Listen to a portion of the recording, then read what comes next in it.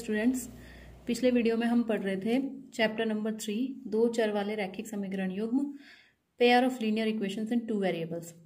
इसमें मैं आपको ग्राफिकल मेथड पिछले एपिसोड में समझा चुकी हूँ, तो एक बार फिर से हम लोग पीछे का रिवीजन कर लेते हैं। सबसे पहले दो चर वाले रैखिक समीकरण युग्म क्या होते हैं? जिन समीकरण युग्मों में हमारे दो चर यूज हुए होते हैं वो समीकरण युग्म हमारे दो चर वाले रैखिक समीकरण युग्म कहलाते हैं। ठीक है, इनमें क्या है, दो चर हमारे यूज हुए हैं एक्स और वाई। मैं पहले भी आपको बता चुकी हूँ। फिर मैंने इसका ग्राफिकल सॉल्यूशन बताया था कि किस तरह से हम पहले इस लाइन का ग्राफ बना सकते हैं, फिर इस लाइन का ग्राफ बनाते हैं, फिर दोनों लाइन जहाँ पर कट कर रही होती है वो ही हमारा सॉल्यूशन हो जाता है।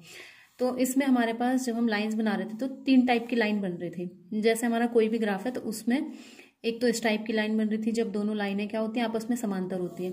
दूसरा इस टाइप की लाइन बन रही थी जब हमारा सिंपल दोनों लाइन आपस में कट कर रही है। और तीसरे टाइप की लाइन होती है जब हमारा एक के ऊपर एक ही दोनों सॉल्यूशन आ रहे हो, यानी कि दोनों लाइन हमारे एक के ऊपर एक होके जा रही हो। तो अब देखिए इस केस में हमारे पास क्या था, नो सॉल्यूशन, यानी कि कोई भी सॉल्यूशन नहीं था। इस केस में हमारे पास था कोई हल नहीं। ठीक है, नो सॉल्यूशन। इस केस में हमारे पास था ओनली वन सॉल्यूशन, केवल एक हल, या अद्वितीय हल भी हम इसको कहते हैं। इसमें क्या था, वन सॉल्यूशन। और इस वाले में हमारे पास क्या था, इनफाइनाइट सॉल्यूशन, यानी कि अनेक हल, या मैनी सॉल्यूशन, या इनफाइनाइट सॉल्यूशन, हम कुछ भी से बोल सकते हैं। ठीक है, तो अब आज मैं आपको बताऊंगी कि किस तरह से हम कोई भी दो इक्वेशंस को देख के ये पता लगा सकते हैं कि उन दोनों इक्वेशन का जब ग्राफ बनेगा तो वो ग्राफ किस टाइप का होगा, यानी कि वो ग्राफ ऐसा होगा या फिर ऐसा होगा। अगर वो ग्राफ इन दोनों में से किसी टाइप का होता है तब तो हमें सॉल्यूशन मिल रहा है। इस केस में हमें एक सॉल्यूशन मिल रहा है, इस केस में हमें मैनी सॉल्यूशंस मिल रहे हैं। लेकिन अगर वो ग्राफ इस टाइप का है, यानी कि दोनों लाइनें आपस में समांतर है, तो हमें कोई सॉल्यूशन नहीं मिलता है।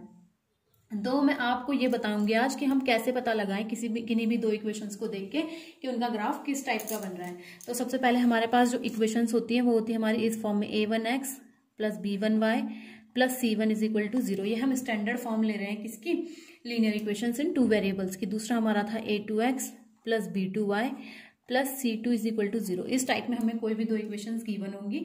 अब इन इक्वेशंस को हम चेक किस तरह से करेंगे, अब चेक हम इसको इस तरह से करेंगे जब हम रेशो निकालेंगे a1/a2 और b1/b2 और c1/c2। अब हमारे पास 3 केस बनेंगे। सबसे पहला केस हमारे पास बनेगा जब हमारे पास होगा a1/a2 is not equal to b1/b2। इस केस में हमारे पास क्या होगा, इस केस में हमें मिलेंगे ये वाला हल, यानी कि प्रतिच्छेद करती हुई रेखाएं,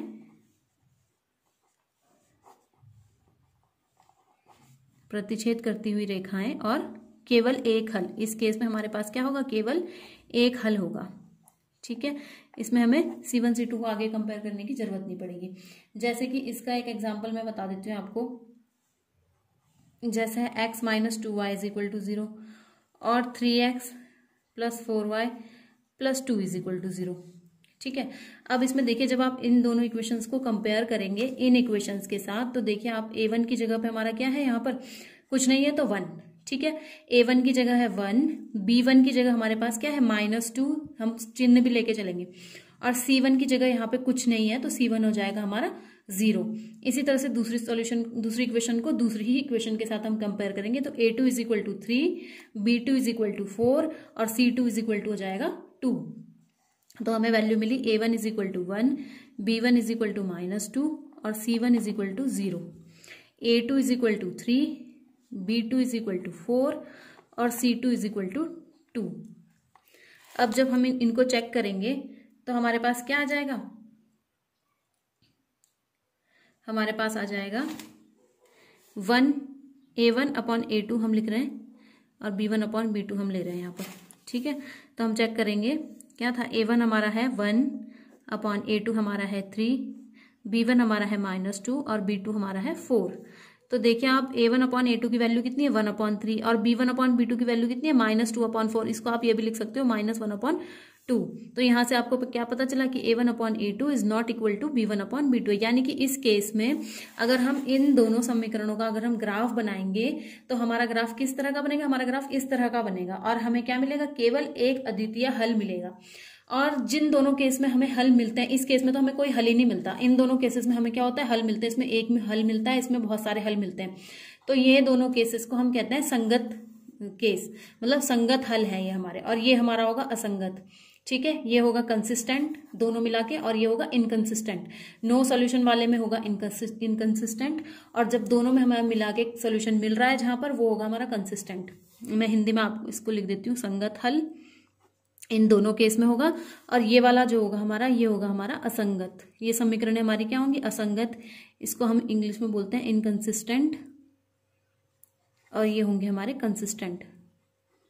ठीक है, ये आपको ध्यान रखना है। कभी कभी वो क्वेश्चन इस तरह से भी पूछता है कि बताइए कि दिए हुए समीकरण युग्म जो है हमारे, वो असंगत है या संगत है, क्या उनका कोई हल है या नहीं है। तो इस टाइप के क्वेश्चंस भी आपके पास आ सकते हैं। ठीक है, तो ये तो हमारा बात थी, हमने बात करी पहले केस की। ठीक है, इसी तरह से हमारे पास दूसरा केस आ जाएगा।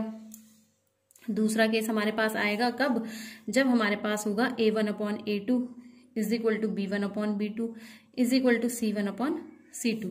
इस केस में हमें मिलेंगी संपाती रेखाएं। संपाती रेखाएं का मतलब क्या हुआ कि जो हमारी रेखाएं होंगी वो इस तरह से होंगी, एक के ऊपर ही दूसरी रेखा भी इसी के ऊपर जा रही होगी। और इस केस में हमें क्या मिलेंगे, अनेक हल मिलेंगे हमें, क्योंकि ये दोनों लाइनें एक के ऊपर एक होके जा रही हैं। तो इस लाइन का हर पॉइंट जो होगा वो क्या होगा, सॉल्यूशन होगा। ठीक है, इसका भी मैं आपको एक एग्जांपल दे देती हूँ। इसका सिंपल एग्जांपल है x + y - 9 is equal to 0 और 2x + 2y - 18 is equal to 0। अब इसमें आप देख लीजिए, a1 इज इक्वल टू 1 है, b1 इज इक्वल टू 1 है, और c1 इज इक्वल टू -9 है। इसी तरह से a2 इज इक्वल टू 2 है, b2 इज इक्वल टू 2 है, और c2 इज इक्वल टू -18 है। जब आप निकालोगे हल तो देखो a1/a2 is equal to 1/2, b1/b2 is equal to भी 1/2, और c1/c2 इज इक्वल टू -9/18, यानी कि ये भी आ जाएगा 1/2। तो तीनों की वैल्यू क्या है, 1/2 है। तो इस केस में हमारे पास, अगर आप इस केस में इन दोनों समीकरणों का ग्राफ बनाते हो, तो जो आपका ग्राफ बनेगा वो इस तरह से बनेगा कि एक लाइन और दूसरी लाइन दोनों उन्हीं पॉइंट से होकर जा रही होंगी। तो इस केस में आप इस लाइन का हर पॉइंट आपका सोल्यूशन होगा, यानी कि बहुत सारे सोल्यूशन होंगे। और ये भी किस तरह का सेट होगा, ये भी संगत हल वाले सेट होंगे। ठीक है, जो पिछला वाला था हमारा, वो भी हमारा संगत हल वाला था, क्योंकि उसमें भी क्या था, सॉल्यूशन तो मिल रहा था। जिसमें हमें कोई हल नहीं मिलेगा वो ही केवल असंगत होगा हमारा। ठीक है, अब तीसरा देख लीजिए आप। तीसरा, ये पहला केस हो गया आपका a1/a2 is not equal to b1/b2।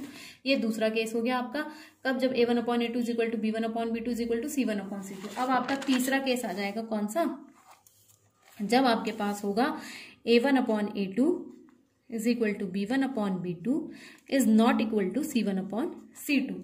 इस केस में क्या होगा, इस केस में आपको मिलेंगी समांतर रेखाएं। समांतर रेखाएं यानी कि इस टाइप की रेखाएं आपको मिलेंगी, जिनका डिस्टेंस हमेशा एक दूसरे से इक्वल होगा, जो एक दूसरे को कहीं पे भी कट नहीं कर रही होंगी। तो इस केस में क्या होगा, कोई हल नहीं। इस केस में आपको कोई सॉल्यूशन नहीं मिलेगा। ठीक है, और ये सेट कैसा होगा, ये असंगत हल होगा हमारा, ये इनकंसिस्टेंट सॉल्यूशन होगा। ठीक है, इसका एग्जाम्पल मैं आपको बता देती हूँ। जैसे हमारे पास एग्जाम्पल है x + 2y - 4 is equal to 0 और 2x + 4y - 12 is equal to 0।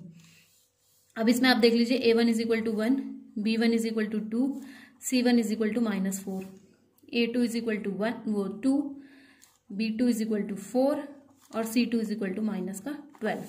Value निकाल लीजिए, a1/a2 is equal to 1/2, b1/b2 is equal to 2/4, यानी कि ये भी 1/2, और c1/c2 इज इक्वल टू -4/12, यानी कि 1/3। तो यहाँ पे आपके पास क्या आ गया, a1/a2 is equal to b1/b2 is not equal to c1/c2। तो जब ये केस आएगा आपके पास, तो ग्राफ कैसा बनेगा, इस तरह का बनेगा। तो आप समझ गए कि ग्राफ बनाने से पहले ही हम चेक कर सकते हैं कि हमारा ग्राफ कैसा बनेगा और उस ग्राफ में हमारे पास कितने सॉल्यूशन आएंगे। ठीक है, अब मैं इसका एक एग्जाम्पल आप लोगों को सॉल्व करके दिखा देती हूँ, ताकि आप लोग समझ सके कि हाँ कैसे हो रहा है ये, और साथ में आपको कोई प्रॉब्लम भी ना हो इसमें। देख लीजिए, क्वेश्चन है हमारे पास।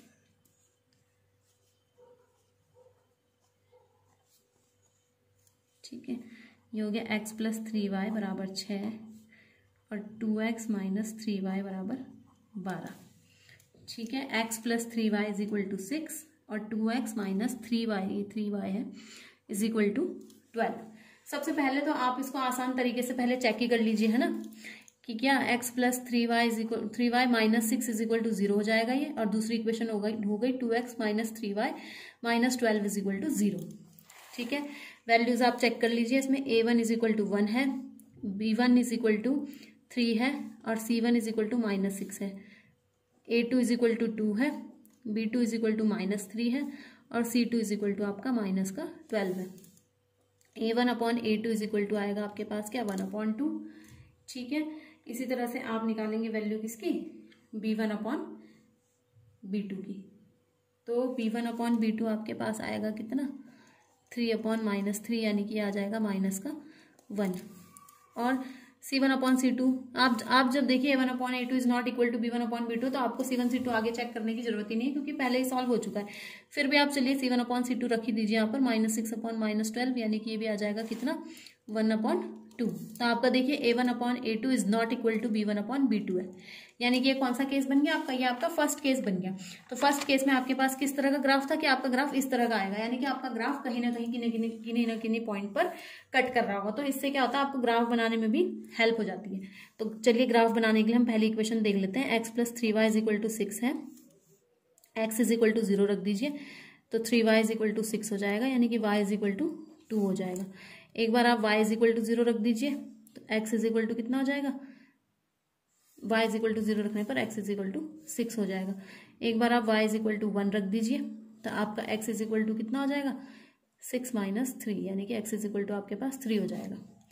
तो आप इस तरह से बना लीजिए इसको, ये x है, ये y है आपका। x 0 पर y आया था 2, x 3 पर y आया था 1, x 6 पर y आया था 0। तो ये हो गई आपकी इक्वेशन नंबर पहली।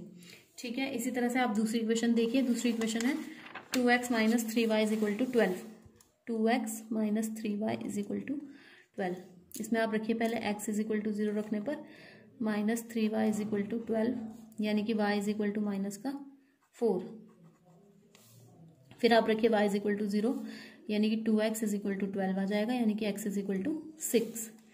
ठीक है, अब तीसरा पॉइंट आप कुछ भी ले सकते हैं। तीसरा पॉइंट आप सपोज करिए कि आपने ले लिया y इज इक्वल टू 1, तो आपके पास हो जाएगा 2x is equal to 12 plus 3, यानी कि 2x is equal to 15, x is equal to 15/2। चलिए बाय में आ गया ये। वैसे अगर हम इसको चाहें तो हम इसको वैसे चेंज भी कर सकते हैं, कोई और पॉइंट भी ले सकते हैं, पर चलिए अब ले लिया तो मैं ऐसे यही रहने देती हूँ। ये हो जाएगा x, ये हो जाएगा y। x 0 पर y इज इक्वल टू -4 था, x इज इक्वल टू 6 पर y इज इक्वल टू 0 था, और x इज इक्वल टू 15/2 का मतलब होगा कितना, 7.5। 7.5 पर y इज इक्वल टू आपका कितना था, 1 था। ठीक है, तो ये हो गई आपकी क्वेश्चन नंबर 2। अब मैं इनको ग्राफ बना लेती हूँ यहाँ पर।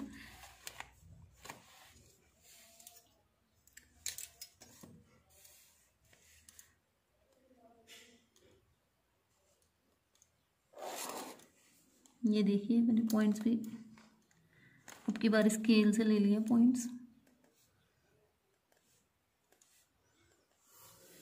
ठीक है,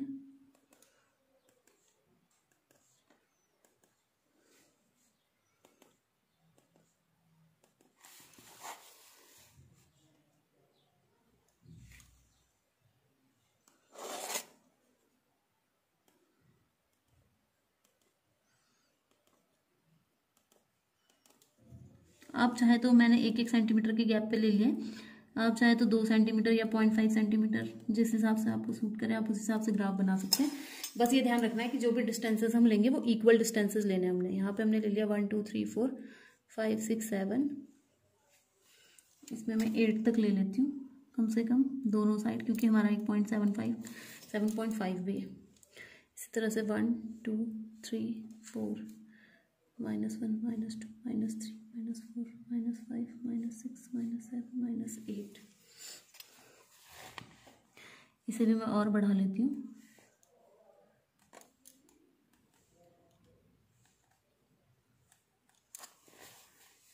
-5 6 7 8 -1 -2 -3 -4 -5 -6 तब देखेंगे अगर 7 8 की जरूरत पड़ी तो पहली इक्वेशंस के पॉइंट है हमारा 0,2, x में 0 y में 2। दूसरा पॉइंट है हमारा 3,1, x में 3 y में 1, ये पॉइंट होगा लगभग यहाँ। और लास्ट पॉइंट है हमारा 6,0, यानी कि ये पॉइंट तो यही होगा। तो इस तरह से हमें फर्स्ट लाइन अपनी मिल जाएगी।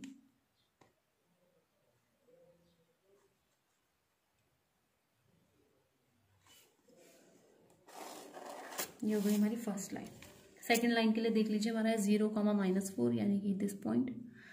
नेक्स्ट वन है 6,0, यानी कि अगेन यही पॉइंट है।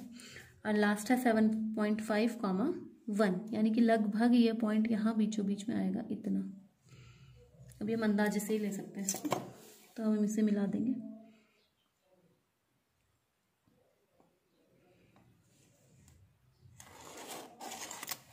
तो ये देखिए, तो दोनों लाइनें जो हमारी कट कर रही हैं, वो दोनों लाइनें हमारी कहाँ कट कर रही हैं? यहाँ पर हमारी दोनों लाइनें कट कर रही हैं, यानी कि जो हमारा सॉल्यूशन हो जाएगा वो ये पॉइंट जो होगा वो हमारा क्या होगा? सॉल्यूशन होगा। ये पॉइंट क्या है हमारा? 6,0। तो हमारा सॉल्यूशन होएगा 6,0, यानी कि x बराबर 6 और y बराबर 0। ठीक है, अब हमने ये तो पहले ही चेक कर लिया था। ग्राफ हमारे जो होंगे वो आपस में कट करते हुए जाएंगे। अगर आप इस सॉल्यूशन को चेक करना चाहते हैं कि ये सॉल्यूशन सही है या ये सॉल्यूशन सही नहीं है, तो उसको चेक करने के लिए भी हमारे पास एक मेथड है। हम दोनों इक्वेशंस को यहाँ पर लिख लेते हैं। x + 3y = 6। पहले इस इक्वेशन में हम x की जगह पे 6 और y की जगह पे 0 रख के देखेंगे। 6 + 3 × 0, तो ये कितना हो जाएगा? 6 + 0, यानी कि आ जाएगा आपका 6, यानी कि राइट हैंड साइड आ गई। आपने केवल लेफ्ट हैंड साइड ली थी, आपने केवल इसमें वैल्यू रखी थी और राइट हैंड साइड आपकी आ गई है, यानी कि ये सही है। इसी तरह से दूसरी इक्वेशन में आप एक बार रखकर चेक कर लीजिए। दूसरी इक्वेशन थी 2x - 3y = 12। तो यहाँ पर देखिए, x की जगह पे आप क्या रखेंगे? 6 लेफ्ट हैंड साइड में, x की जगह पर 6 और y की जगह पर 0। तो ये हो जाएगा आपका 2 6 = 12 - 3 × 0 0, तो ये आ जाएगा 12। तो देखिए राइट हैंड साइड आपकी आ गई है। तो इस तरह से हमें ये ग्राफिकल सॉल्यूशन वाले जितने भी क्वेश्चन है वो सॉल्व करने हैं।